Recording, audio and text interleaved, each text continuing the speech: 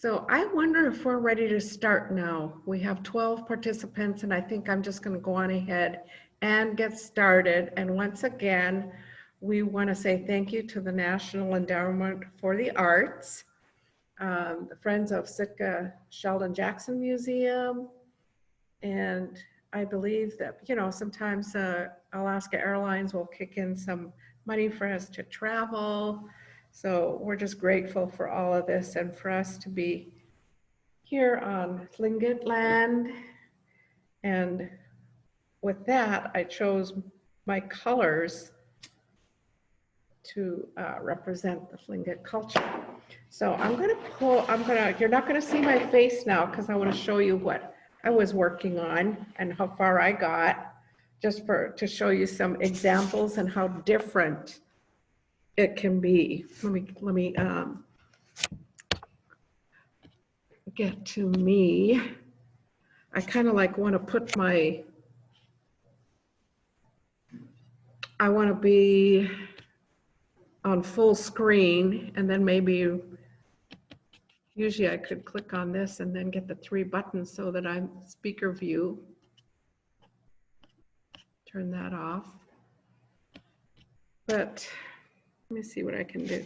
Can you guys see my beadwork? Can you see what I've got here? I really need your help. Yes. Okay. Yeah, good. we can. Okay, good. Yeah, because I can't. I had to close the lid a little bit, and I can't see when it's at a slant. It's just a real shiny screen. So this is what I did. I finished this project right here, and that's just used all the red beads on the sides and then the white trim. The backing is this. This is vinyl that I got from, and it looks like it's fake leather. Real easy to poke through. And I picked it up at Joann Fabrics in the sales bin. So I got lucky that day when I walked in there. Now this one I did for my cousin because she's Tlingit. She's also got some Alutiiq in her, but her father is from this area. And we have— June? Yes? That one's not in the, you're kind of in the bottom right screen. So now I'm seeing both, sort Okay. of. They're getting closer to the middle of the screen. That's the middle of the screen. Okay, good. Okay. Yeah, so this one looks different than this one, right? And you can change your beads out for them not to look exactly alike. So I alternated the beads, so black, red, black, red, black, red. Whereas this one is all red beads. And this one's a little bit narrower, so you could kind of like thin it down to make it look different from that one. And then it's got a different hook right there. But I ran out of this backing because there were so many people interested in this and people coming by to pick up kits who aren't even interested in the class, but they wanted a kit. So I ran out of this backing, and lo and behold, I had to get into the salmon skin. So you know what? I got to thinking, this is a reversible earring. So the person can have this on the front. My cousin can have that on the back if she chooses, just depending on which regalia she has on, okay? So that's where I'm at. I'm gonna move this computer just a little bit so that I can show you how I attach the backing to it. Now, most of you should have, if you stopped by, you should have gotten that piece of paper from me that showed you how to do the lacing. Let me pull that for you. So this is what the lacing looks like. Can you see it? Just a quick yes.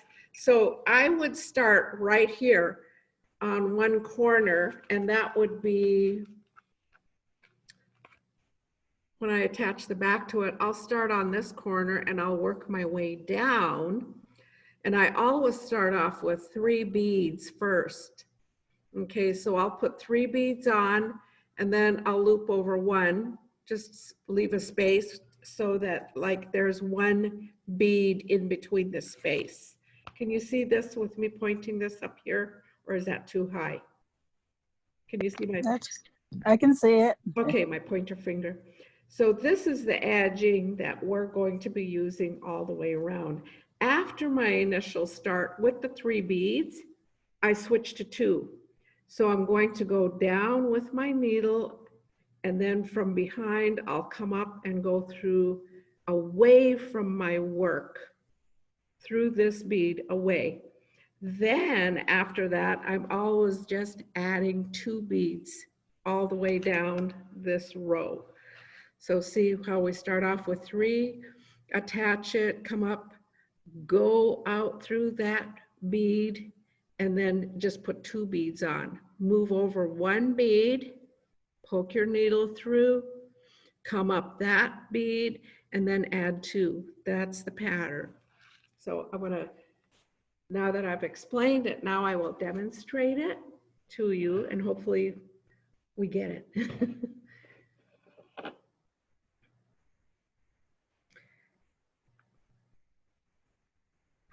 So I'm going to come up and I'm going to hide my knot on the inside of this strip with the beads and the porcupine quill. So that gets pulled out. And then I have to attach the back to it just to get started. So now,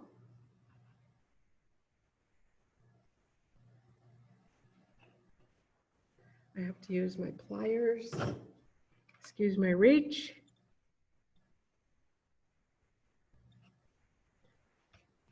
So there we go, we've got that. And then now I am going to put 3 white beads on to start with. In the very beginning, it's always 3.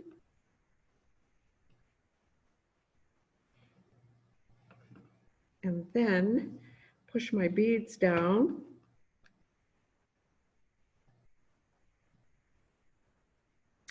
Move 1 bead over, there's the spaces go, you're just going to pretend in that space is a bead. And then from underneath, I am going to poke up, use the plier, and then I'm not going to do this. I'm going to pull straight forward because I don't want to snap my needle.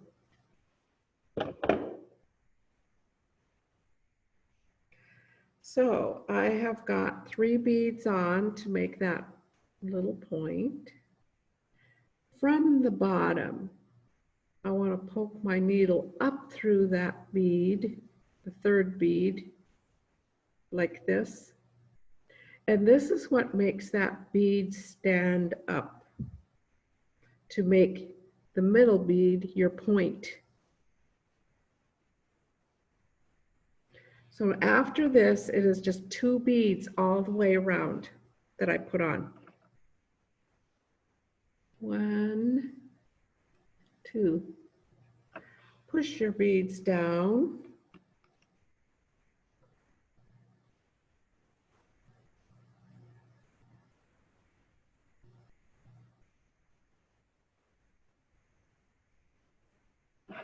And I'm always poking away from me.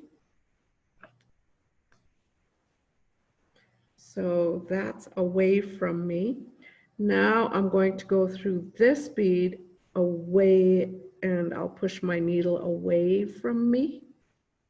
So there we go. Sometimes when I'm beading, somehow I end up with a loop like this. Put this in there. We have to be careful for that not to happen. So this is Darlene. Which bead did you just put the needle through? I'm going to put 2 beads on and then I'll show you again, okay? Okay, because it's a little blurry. It's hard to see. Oh, I'm so sorry. So here we go. Maybe if I have a dark background, like I did that the other day. Is that better?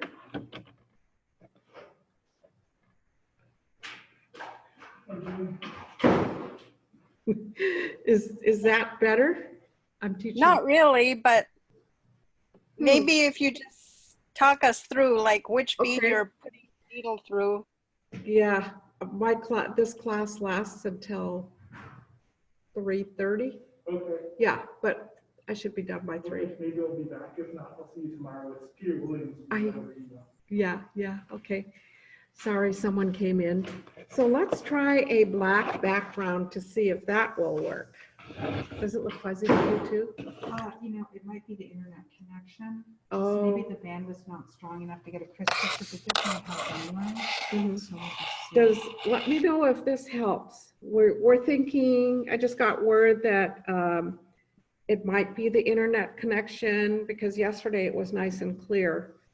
How does this look? Okay, well, it could just be the connection. Yeah, so you want to put 2 beads on and look at that graph. Did you get a graph? I didn't, but I got an email, I think, showing how it's done. Yeah. And then you can always Google this too, okay? And they do have YouTube YouTube videos. So I put 2 beads on to onto my needle and thread, and then I pushed the 2 beads all the way down. That helps to keep me from getting all tangled up. Okay, now what I'm going to do is I am going to move I'm going to leave a space like there's a bead there, okay? And then I am going to poke down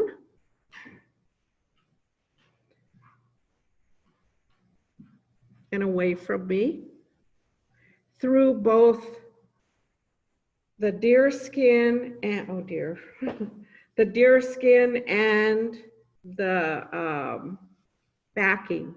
My backing is harder than yours. So there we go.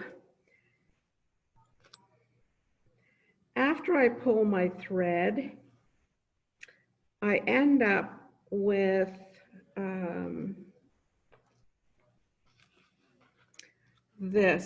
my beads. After I poke through and I pull it tight, I will have 2 beads and 1 sticking up. Actually, this is what it should look like to you.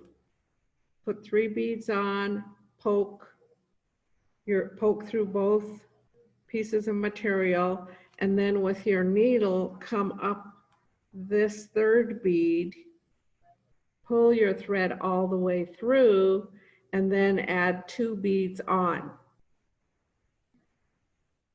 Okay, does that make sense? So now I will poke my needle through, pull my thread taut so that I can continue with this pattern. 1, 2, 3, 1, 2, 3, 1, 2, 3.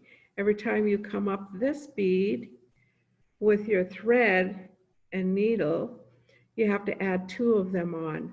So you add 2 beads, poke down through both pieces of material, then with your needle come up and then add 2 beads. That's the pattern all the way down, okay? Does that make sense to all of you? I hope so. So I'm going to add 2 more beads. This is what I like about the Native culture and how we teach our children. It's like we tell them, you will learn through observation, because sometimes we just don't have the words to tell you how to do this. So today I'm really thankful for YouTube, because we learn through observation, right?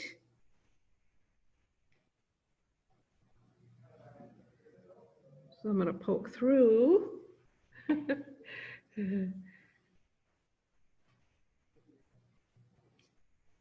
and pull that needle out. Are we going to try another backing? Try the red. We're going to try the red.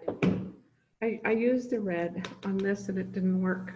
Oh, I think it looked better. Oh, you think it looked better? Yeah. Oh, okay. I love that. Material, by the way. Mm-hmm. I want them to tell me where they got it from. So how does that look? To the Good. piece. Is that okay?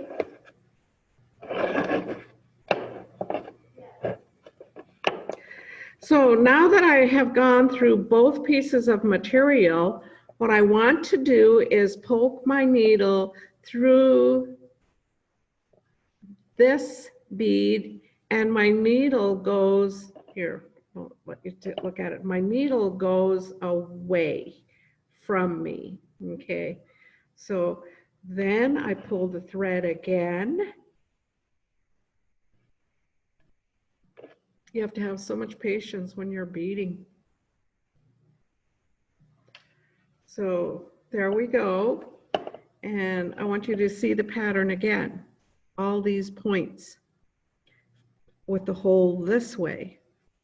The ones that are leaning against the deer hide have the hole facing up.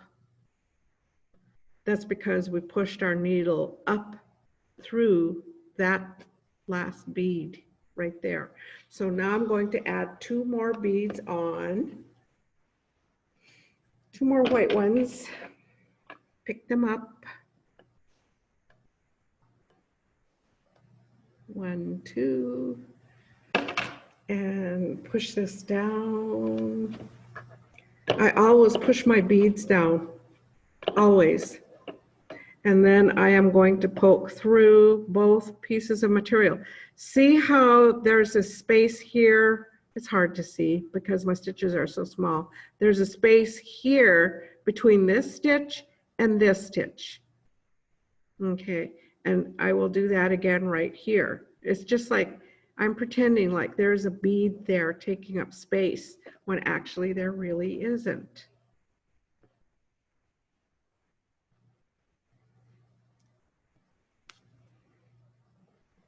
Pull that down. And then now I am going to go through this bead and away from me.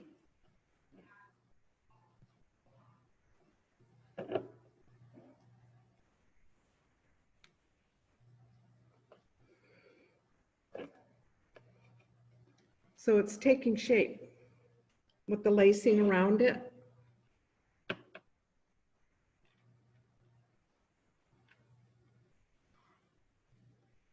Push my 2 beads down.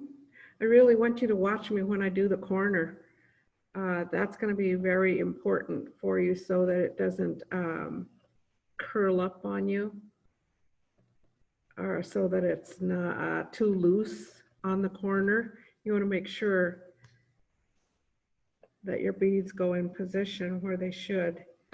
So there we go. I added my 2 beads, came up, put 2 beads on, poked through 2 pieces of material, pulled my thread up through there, and that's what keeps these beads standing up, is because you're poking your needle through there and pulling your thread.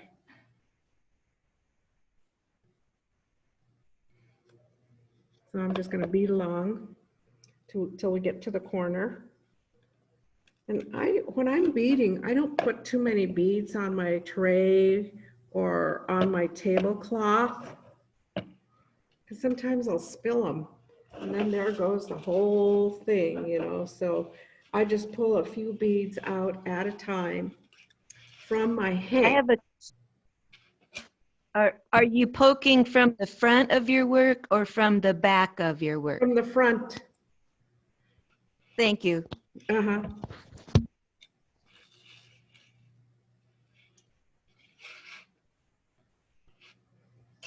So there's my beads.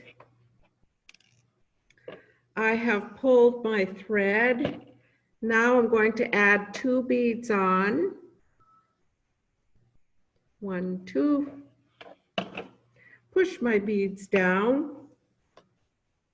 And then from the front, I'm going to poke through through the two pieces of material. I'm gonna leave a space. And from the front, poke down. And I can't just poke down and I've got to hold everything, but you'll get it. And I encourage you to watch a YouTube on bead lacing, beaded edges. So now that I have poked through both of these pieces of material, my thread is in back.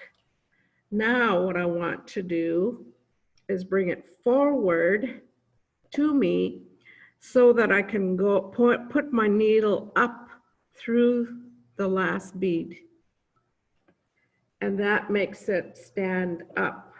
See how it's sitting up right here with the hole this way? So now I'm going to add 2 more beads. Once again, I'm going to add 2 more beads.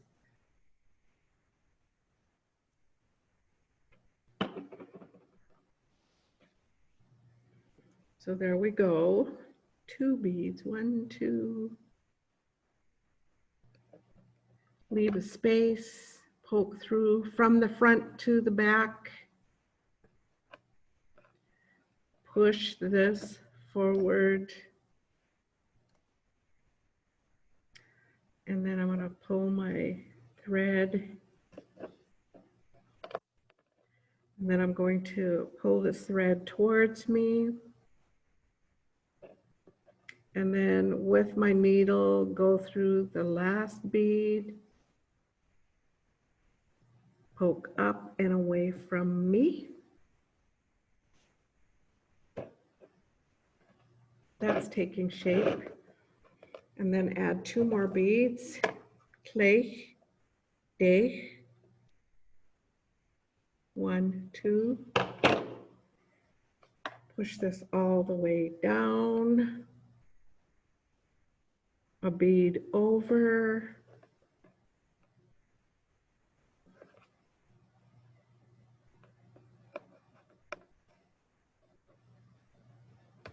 From front to back through both pieces of material. Oh good, we're coming to the edge. That's what I wanted to show you. And then this goes away from me. There are many variations to edging. And like I say, you can look it up on Pinterest, or you could Google a YouTube on beading edges. 1, 2, play, day. And Sugpiaq, it's Achlil, Malloch. Okay, so.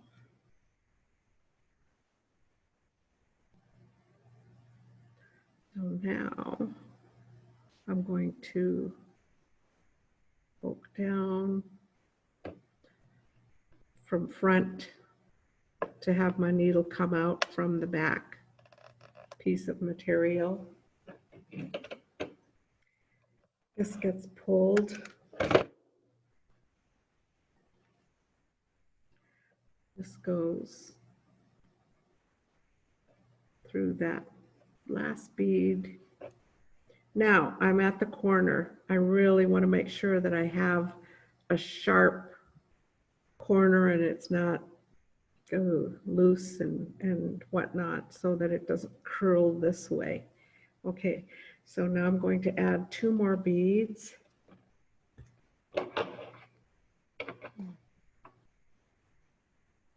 And I think at this point, on this part right here, I'm going to show you how to add your earring hook after we get this point on here. Now, this is where I poked my needle through from front to back with my last 2 beads. I'm going to go in the same hole, right about in the same spot. That's the only time that you crowd your beads without a space in between.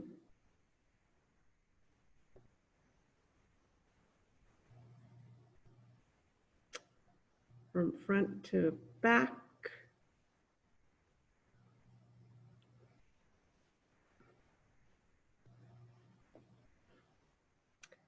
There, I think I made a pretty darn good turn right there. So this is gonna, I can bead over this way. I'm gonna add, I'm gauging this because if I add 2 more beads, I'll end up right here with my last bead, and then I'll have a space right in the very center from here to here. It'll be right in the center right here, and that's what I want for adding my hook on. Because we don't want our hook on one, we don't want it one-sided. So I want you to watch very closely when I add the hook. Okay, this goes in 1 bead away from front to back.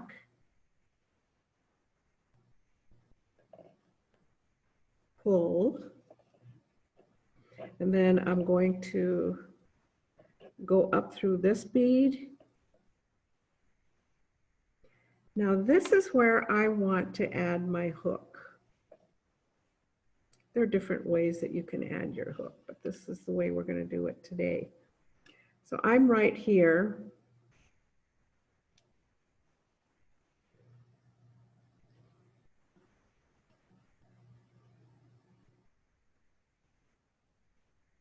Right here, this is where I'm at.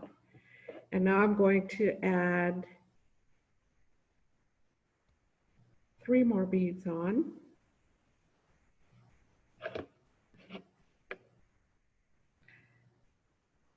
One, two, three. 3 beads, push those down.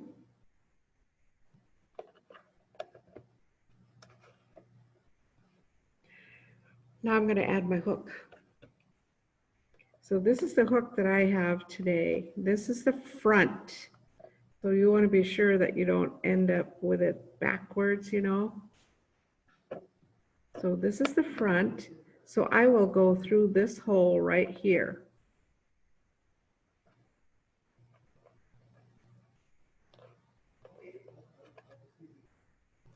Now, remember I added 3 beads?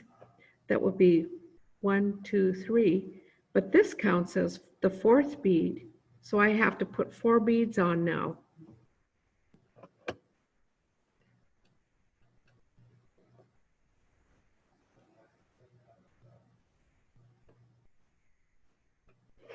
Okay, so here we go. And we have guests out here. So now what I will do here is I will go through the front and the back right here. Just like I'm skipping a bead, right? That space. I want to make sure that we have that space. Now, I will pull my needle and my hook will be right here.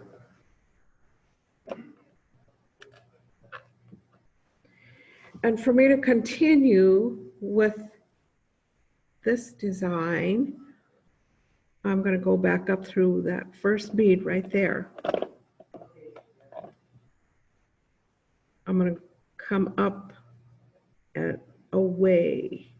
I'm going to poke my needle from there and have it come out on the top side here and pull it through just 1 bead.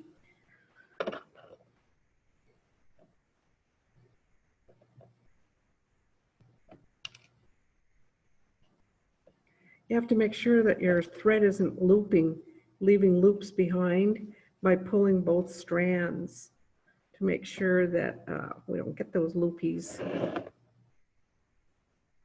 So I'm going through only 1 bead, pulling it away, pulling your needle away from your work. And then I'm going back to just 2 beads to continue with the pattern. Do we have any questions coming in?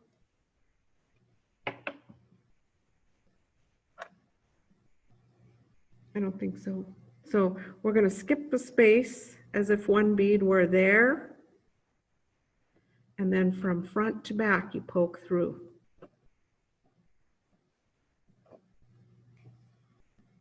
Pull your needle, pull your thread to you, just so you know where it's at. Up and away from you through that bead. And remember, you can Google this. You can also print patterns. They have free printable, you can print them, free patterns. If you just do a search like in Safari and you're on your computer where you can do some printing.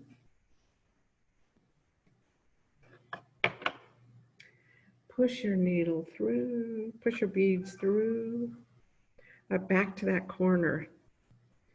That's corner where I want to make sure it looks like a corner and not a rounded edge. So way up here, poke my needle through the front one and the back one.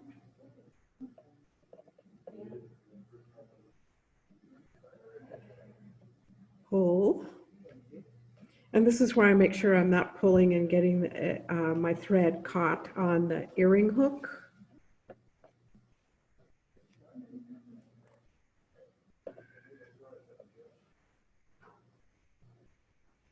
This goes out. Take a look at that. So we're halfway there. So let's keep on.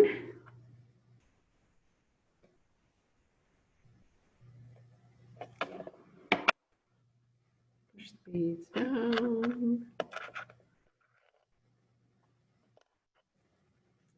Then I want to poke through both of them, leaving that space in between as if there were a bead there. Actually, that space is there so that it doesn't get really crowded because we need space for this bead. See? Here we go, 1, 2, 3. We're going to go through this, pull it away from me, making sure that I have thread forward towards me. Because if I don't have that thread towards me, it might get wrapped around this down here, and then it's frustrating. Oh, I'm missing my hole there. There we go.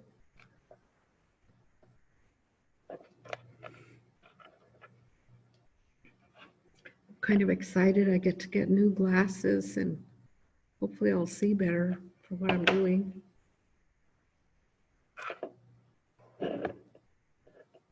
Sometimes I'll put cheaters on over my glasses that I have. I bought a pair from Joanne Fabrics. Too bad I didn't think to bring them. And they just kind of like fit over my head, just like a headband. And then there's these glasses that I can pull forward. They're magnifying glasses. I pull them forward and my beads are magnified. So you could get those little inserts, you know, the lenses that you put into them that fit your eyes with your glasses on, or with your contact lenses, or just with your naked eyes. So for those of you who don't need glasses, maybe that will even help you later on in your life, or even just now. Some of us work with size 15 beads, which are way tinier than these ones right here. And that's when I really need my magnifying glasses. Okay, let's put this back down. Do I have it at the same spot? I just need a yes or a no. Thank you. Yes. All righty. So I'm gonna push through.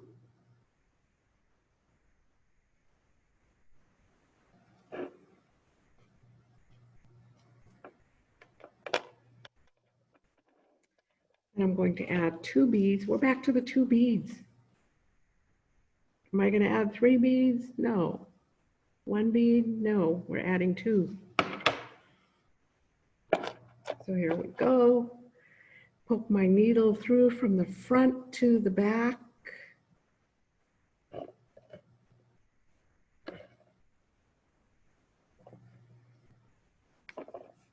Pull.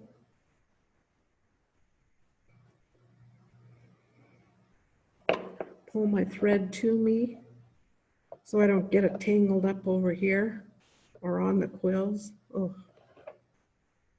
So that goes, the needle goes out and away from me.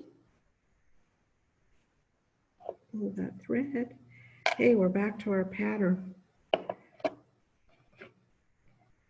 We're doing okay.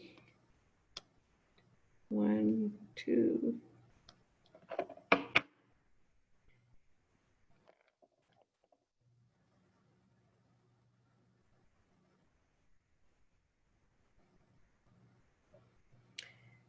Yeah, this is wonderful. I love beading. If I am stressed, if something is really on my mind, and you know, we all have families and we worry about kids sometimes. And I feel like it's getting to be just too much, you know, I can't break my train of thought from some worries in life. I'll just get the beads out and then I'll put good music on, you know. There's all kinds of good music out there. You can YouTube it or get it on Pandora. And then away pretty soon. I'm just beading away and enjoying my time. Enjoying life. Open the windows and listen to the birds. Turn the heat up if you gotta hear the rain. So push these 2 beads down.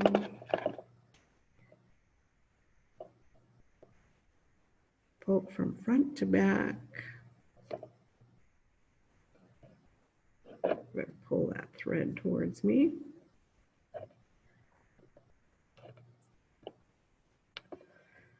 Push.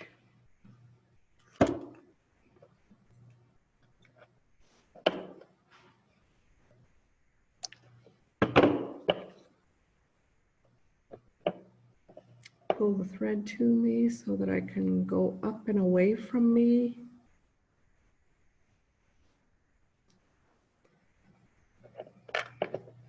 How's that shaping up?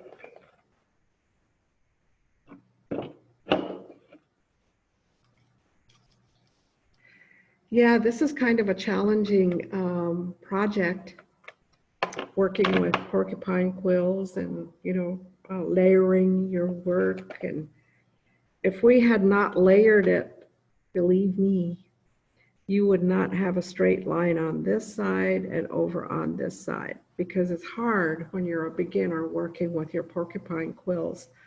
And I'm an artist, so I like layering my work. You know, working with textiles is a really awesome thing.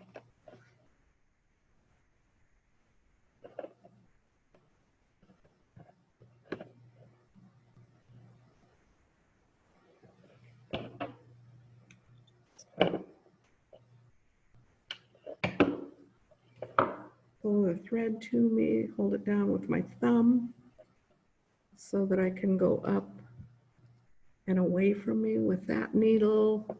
I'm glad this is being videoed, okay? So at a later date, once this is up on the Sheldon Jackson Museum, Friends of Sheldon Jackson Museum page, you'll be able to go back to it,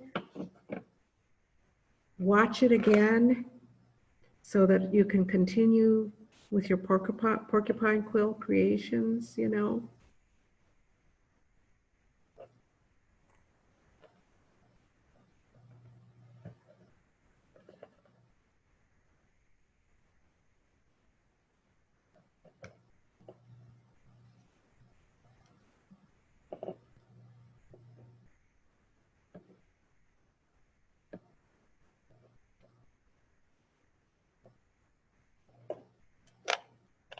So if I were doing this at home and, you know, doing like beading or weaving and skin sewing or whatever, my mom would come by. She'd say, how are you doing? I'd tell her, I'm doing good. I'm doing well, thank you.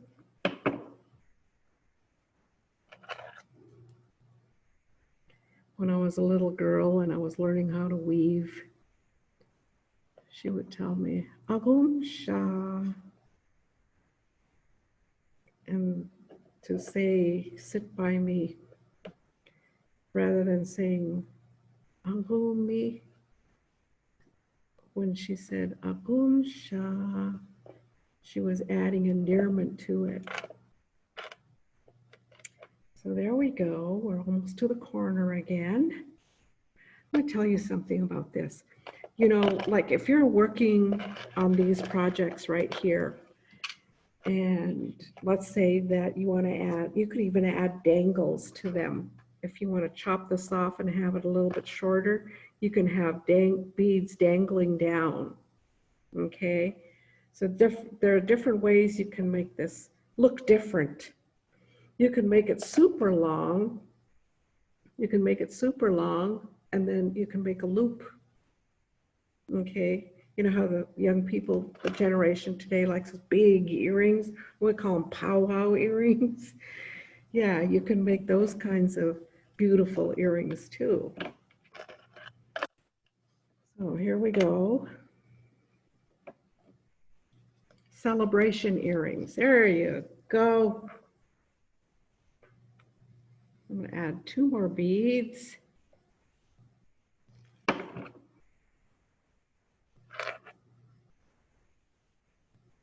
Wouldn't that be awesome if you like could put a real thin strip of cedar here and then just do a more like this, the more dramatic spacing as you're doing your zigs and zags with your porcupine quill. And I'm almost out of thread, but I've got to get to my corner. That's my goal. Let's push this, pull that.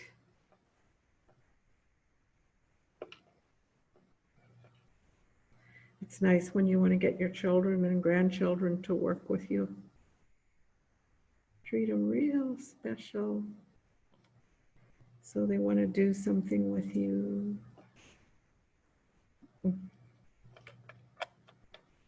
And tell them, come Sugpiaq with me. After we're done, we'll have ice cream and berries on it. So that it's not a chore when you're trying to teach them to do something, you know. We don't want to be harsh when we're teaching. We want to encourage the young ones to continue with their arts and crafts. And, you know, we do have a mother-daughter situation here. We've got a mother and daughter here today. I really admire that. And Charlotte pulling her daughter close to her, and they're doing their native arts and crafts and subsistence way of life. And it's just wonderful. Okay, now we're at the corner. And then I'm gonna do my corner thing, right? Let me reach over and turn my phone off. I'd hate for it to ring. Okay. Let us put 2 more beads on and we're at that corner. I'm gonna make sure that it doesn't curl up on us. Gotta capture 2 beads here on my needle. Boy, those beads just wanna run away. So anyways, here we go. We're gonna poke this through.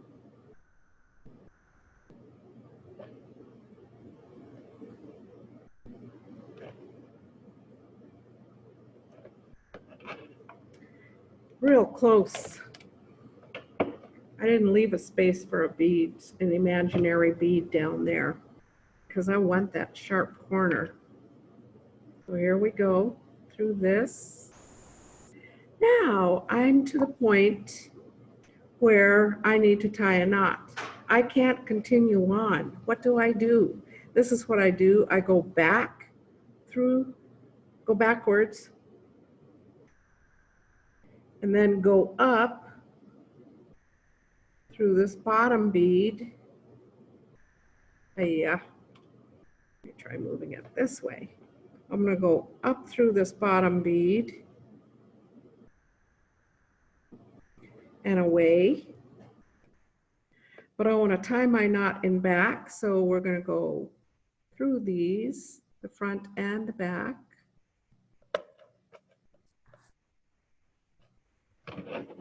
So that I could tie my knot back here. We'd want knot seen in front, right?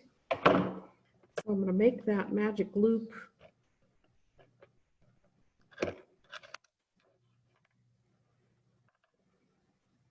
Tie my knot.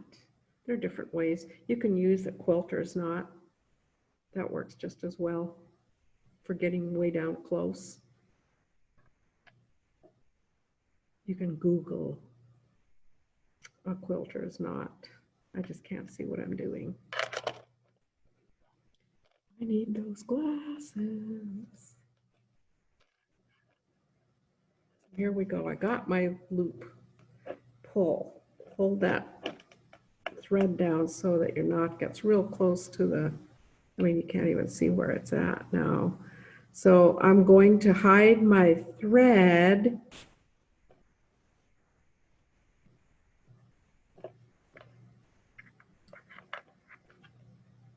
by poking through so that my thread, when I snip this, is under the snip with the threads are going to be inside. They're not outside sticking out all over the place, okay? You can get these at C-Mart. They have a section where you can get these little, and you know what? These are, what brand? These are Singer brand, really good brand. They fold up and they're not even $4. Remember when things used to be a quarter, nickel? Okay, or $1. Okay, just to continue on, I'm just picking this up. It's a different color thread, but I don't mind. Sometimes when you're in the village, you use what you got. And you can tell that by looking at artifacts. Sometimes you'll see something just a little bit off, and I've noticed it, and I go, huh, they ran out. Now they're using something different. So here we go.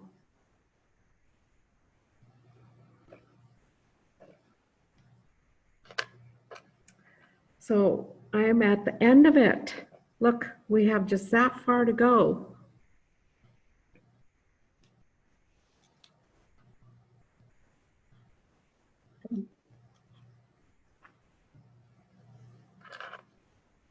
Tell him about it. I'm sorry? So Lon wanted to show you his earrings. He's making creative pattern. Oh, okay. Is this, oh, I thought it was you, Judy. Very good. That is nice.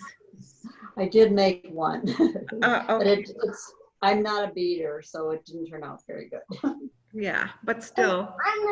I'm not a beer here. No. I just, But I'm so good. Okay, so let's get back to the class. very good. Yeah, well, thank you for sharing that with us.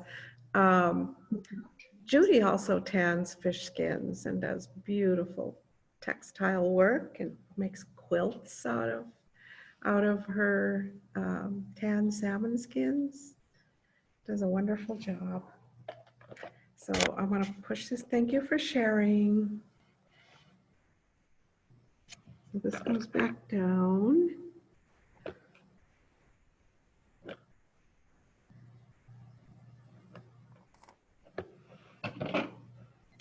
I love it when grandparents can get their grandchildren involved. I can't wait to get home to see my great grand toddler. And it's a she. We have 5 great grandchildren, and all the others are boys.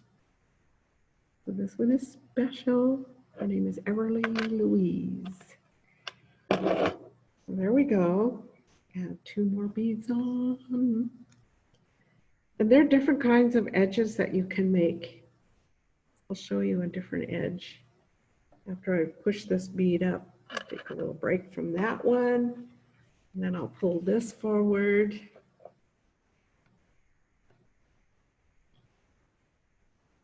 So this is salmon leather, oil tanned. And then I cut a strip of commercial tan salmon skin and then tacked it down all the way around. And then after I tacked it, I did this beading edge right here, the same that we're doing on this earring project. So I use that edge on this side and then on this side right here. And then this is different, see? So I had to connect this gusset. This is the other side. It's exact same look, except it's all one piece. I had to sew these 2 pieces together to get this to match the other side in shape. So after I added the strip and did the beading edging on both sides, then I did it on this side, added the strip and did my beading edge, the edging on both sides of that strip. Then I needed to connect the front to the back, but I wanted a little bit space so that something could fit in here, So there's that. And I cut this strip, but made it a little bit wider from here to here than what it is up here, just a hair wider so that it could bag out. And then I connected this strip to this salmon skin by adding this edge of beadwork right here. And it's 1 bead at a time, okay? So I added a bead, and then to start off, I had to use 2 beads. And then I went down, and then the same technique, go up and away from you. Add a bead, go through both the front and the back. Come forward and go through, up and away through that 1 bead. Same way you do it with this earring edge, same as this right here, but instead you just switch to 1. It's always adding 1 bead, poke through the 2 pieces of material, come forward, and then poke up and away from you, add a bead, and just sewed all the way across. And that's how I was able to connect this material with this one right here to make the bag. So that makes it look different, doesn't it? So these are the types of things that you can do. You can use deer hide, moose hide. I like the brain tan smoked stuff because sewing through it is just like sewing through butter. Any of the commercial tan skins, whether it's deer hide or moose hide, caribou hide, it's always hard to poke through with a beading needle, really, really hard, because there is nothing like brain tan smoked hides, okay? So that gives you an idea of what you can do with your beads.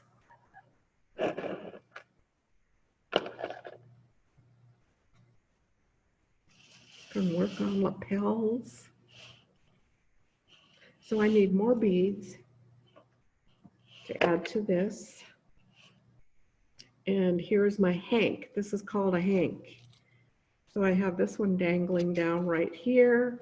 I will just, I got these, you could get these beads from, oh, there's a store downtown. What store did we go to, Michelle? We went to the Raven's Hook. Yeah, she's got beads down there and needles, even needles that are as tiny as size 12. So I tied a knot here so that my beads would not spill off of there. Put that away.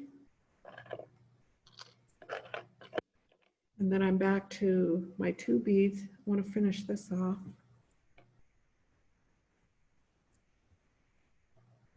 Man, I tell you, if you want to visit a place right now and get some inspiration for beading, come to the Sitka, come to the Sitka Sheldon Jackson Museum. They've got beadwork in the archives. You can take a look to see, you know, what they've got and then come up with your own ideas.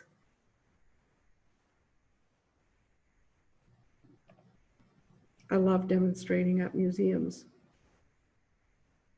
I've been visiting this museum for about 25 years.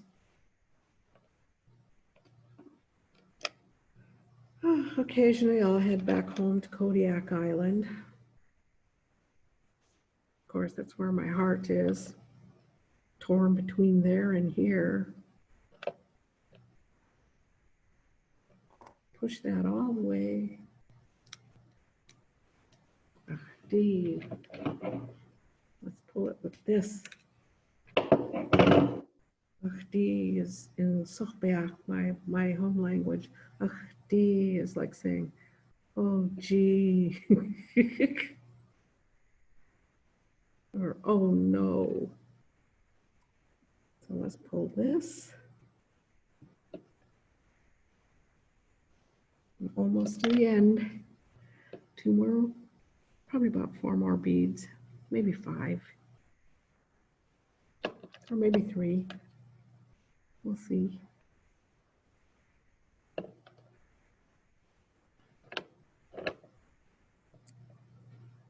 Push that through. Pull that.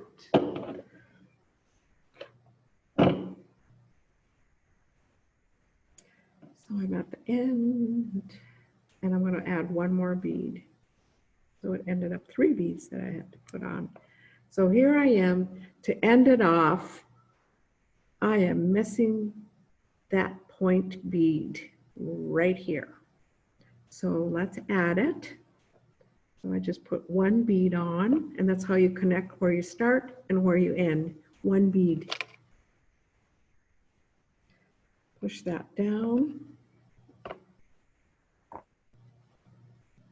Because I need to connect this to this, I will go down this bead, not up, but from the top toward my work. Just the opposite of what we've been doing all along, right? So this goes, push it away from me. And then this gets, push that, pull. I have completed a pair of earrings once I tie the knot and hide the snipped edges. Now I need to move this away. This earring comes back. We are so lucky this needle is still here. I didn't lose it. So now I'm ready to do that loop-de-loop to tie that knot.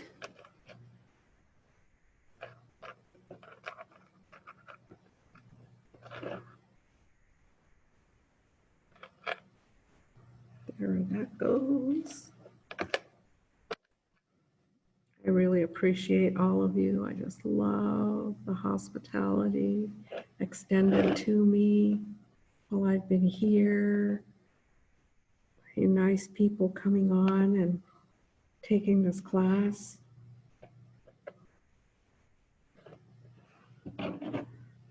So I will pull this. I'm going to hide that instead of snipping here. You know, it's no fun looking at work and seeing threads sticking out everywhere. So this is what I'm going to do. And then I can snip it, and those threads are caught under and in between the material. No one can see them. You know what some people do? They really make beautiful. Now, let me snip this and then I'll tell you. So here we go. Got a pair of earrings for my cousin. Dramatic look here. See how that's different? Just a slight difference. And then I added 2 red beads up here just to be different. Because I might make another pair for someone else in the family. And then if I look at this, I'll go, oh, can't mix up the pair of earrings. I've done that before. So I have these earrings on in blue. Now I have these red ones that I'm going to switch out to so that I can wear them. And I have, these are Tlingit colors while I'm down here, and when I go to Kodiak Island, they're Alutiiq Sugpiaq colors. Same. Okay, so I've got those earrings. Take that one off. What did I do with the other one? Anyway, it's one earring right now. I'll find the other one. So what was I going to tell you? Oh, that's it. If some people are really working on big pieces, you know, or like your slippers and whatnot, you can on the back side sign your work and then put your backing on it, because, you know, like 100 years from now, they might be around still. They might end up in a museum. They might be in somebody's private collection. And then sometimes, you know, work comes apart, and then they'll be able to see your name and the year that you made your piece. So that's really a good thing for people to be doing, you know, put your name on it somewhere inside. And maybe you want to write a little message and let your daughter know, I love you. And that's what I wrote. And I stuck that piece of paper in between the 2 pieces of fabric, you know, and that makes it special for someone, you know, just those tiny little things that add to your work. I really do appreciate all of you. Does anybody have anything you want to share? I really liked that Judy's grandson showed us the earring that he was working on. Okay, so let's see. That's beautiful. I love it. Yeah, that is very nice. Thank you. Thank you, June, for coming and taking the time to teach this class. Oh,